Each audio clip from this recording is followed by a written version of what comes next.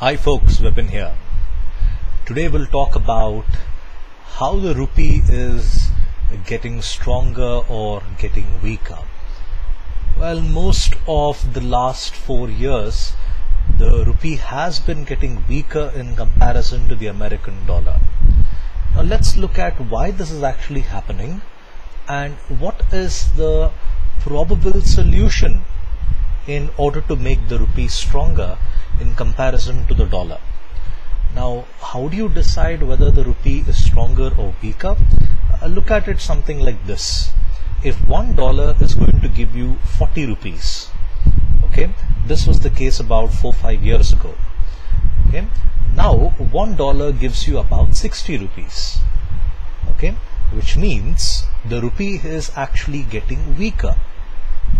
If I am an importer, 4 years ago, I would have to spend 40 rupees from my pocket in order to get $1. But today, I need to spend 60 rupees in order to get $1. Now for $1 or $2, it may not seem much. But if you look at the billions of dollars worth of imports that happen in this country every year, even a slight change in 1 rupee or 2 rupees makes a big difference on your import bill. And that's why it's important to understand how exchange rates actually work. Now, I've tried to keep the description as short as possible and I've limited the number of jargons that you're going to use here. So let's proceed with this topic. Now, let's look at the economy. The economy has both importers and exporters. Importers are the people who will pay in dollars. Exporters are people who will bring in dollars into the country. Exporters are people who sell. Importers are people who buy. Now, the unfortunate thing that has happened is there are more number of importers than there are number of exporters. The problem is here is actually seen because India is become heavily dependent on its imports. Now, what is it that we are actually importing?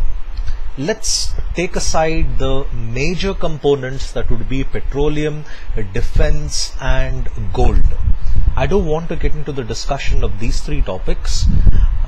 In fact, I find only defense as one of the most important imports in the country, and we should not compromise on importing defense for India.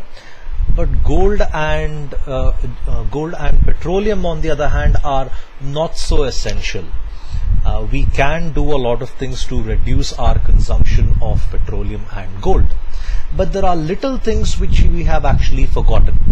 Haven't you noticed that all smartphones or any electronics, in fact, are made in China? Even Indian brands are made in China. That's the irony of the thing.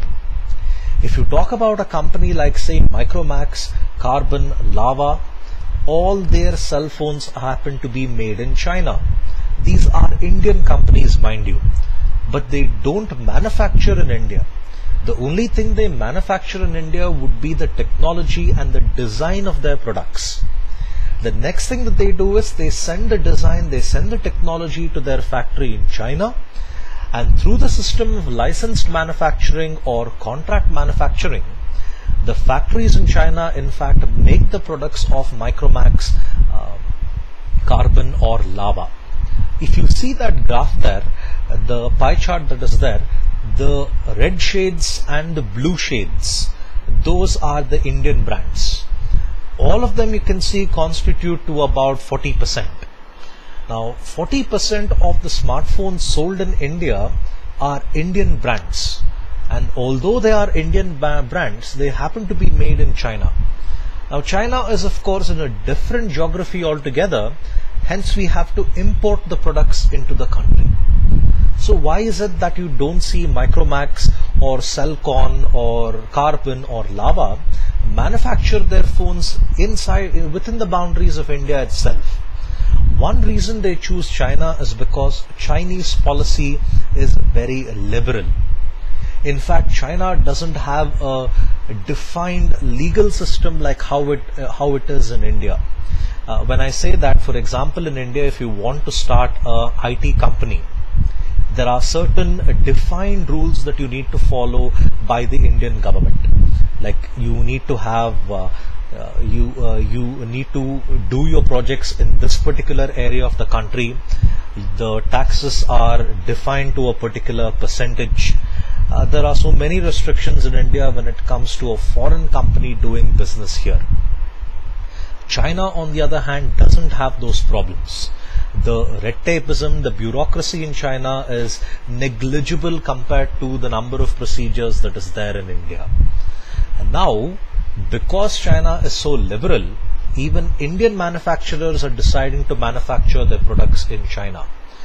That's one of the reasons why, no matter the brand being Indian, you still need to import it from China because your manufacturing hub has been relocated there.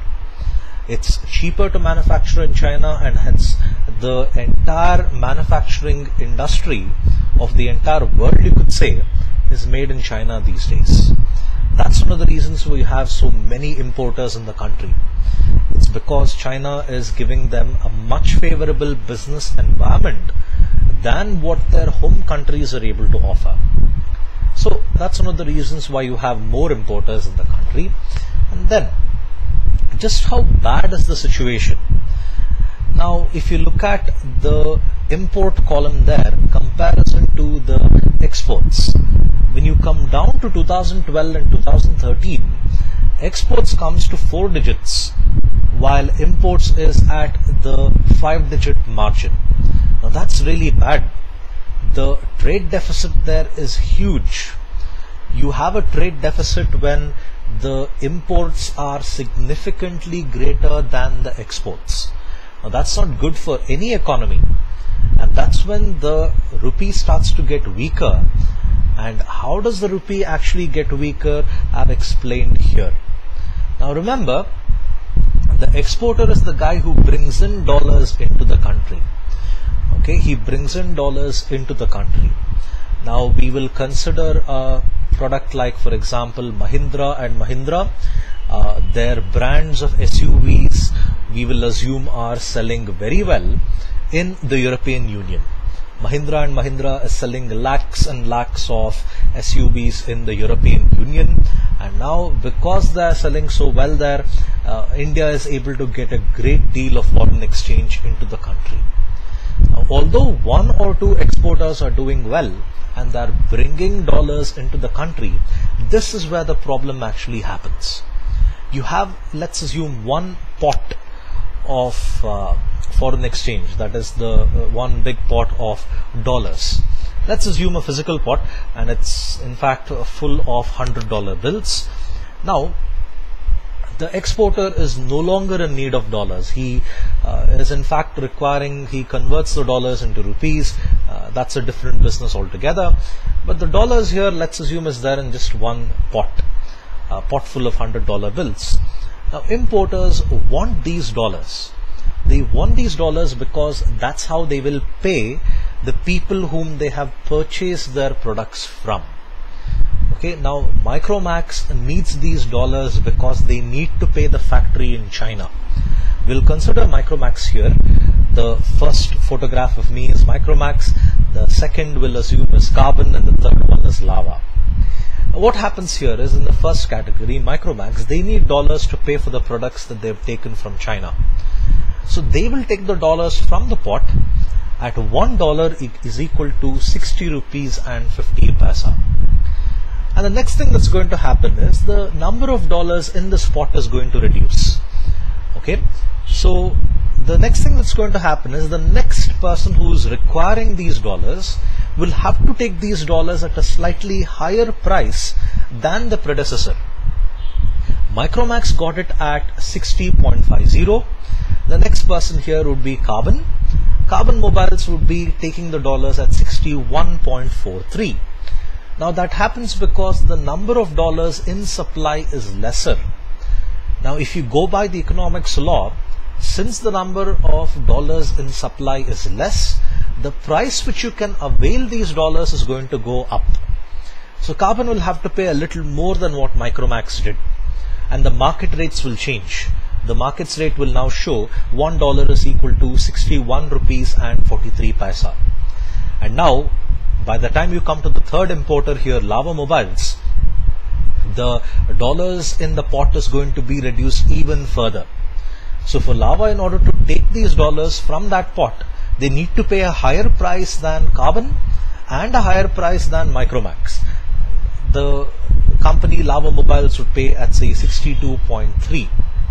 Now, as you can imagine, more and more importers are going to come into the picture here, and slowly the rupee is going to get weaker.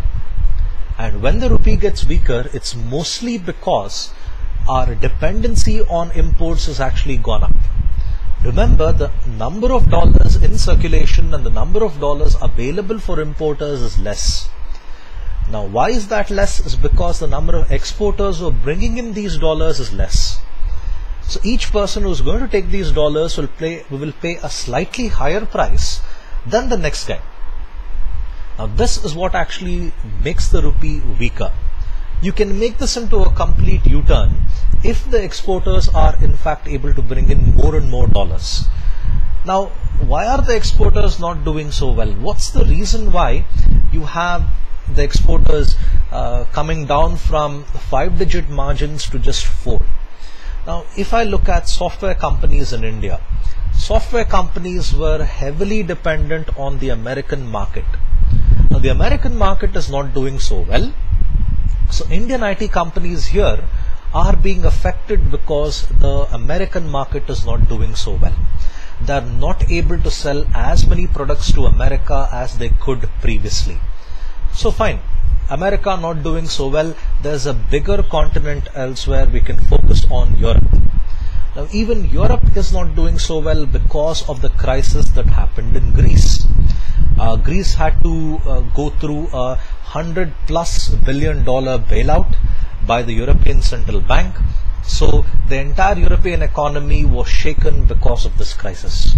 So even businesses there are not interested to buy products from us.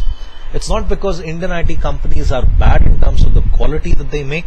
It's just that customers are not interested as of the present moment. Now, if their economy improves, definitely you could see exporters in fact sell more products there. Exporters today are trying to find a market called emerging markets. That's, for example, Africa, some of the Asian countries like Vietnam, Korea. They're trying to sell their products there.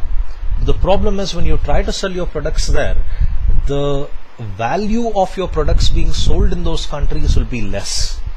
Let's say, for example, in Europe, if you wanted to sell your product, you would sell a software for say 1 million USD. Now, if you want to sell softwares in Africa and emerging markets, the companies there can't really buy such expensive software.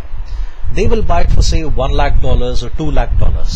So even though you're making a sale there, the value of the transaction is less, and that's what will affect the exporter's business and eventually, of course, weaken the rupee. This is how in fact the rupee actually becomes weaker.